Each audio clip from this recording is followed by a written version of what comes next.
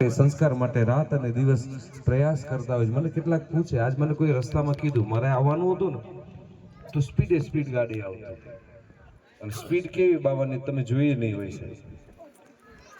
અને brake fail થઈ મોડું થયું, કેટલાક બધા એ બધું કથા તો મારી પાસે જ રાખું, તમને કેવી નથી સાહેબ. આ મને ત્યારે કોકે પૂછ્યું, મારી સાથે ગાડીમાં હતા કોઈ રબારી, એને પૂછ્યું બાપુ આ કોના માટે કહું છું? મેં તમારા ઠાકરના દીકરા માટે કરું છું. મેં કીધું તને જેમ તારો દીકરો વાલો છે ને એ મને મારા ઠાકોરનો દીકરો વાલો છે. એ હારો હોય તો ભલે, સંપત્તિ વાળો હોય તો ભલે, નાનો માણસ હોય તો ભલે, મને મારા ઠાકરના દીકરાથી વધારે જગતમાં કાંઈ વાલું નથી.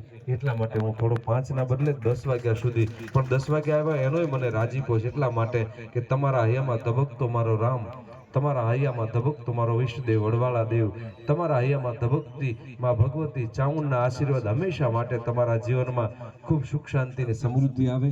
અને છેલ્લે વડવાળાને પ્રાર્થના કરતો જાઓ કે મારા વિહોતર ગંગાના આંગણે સંપત્તિ એના કર્મ પ્રમાણે આપશે તોય મને વાંધો નથી, પણ મારા ઠાકરના ફળિયામાં ક્યારેય દૂધ ને દીકરાની ક્યારેય ખામી ન આવે ને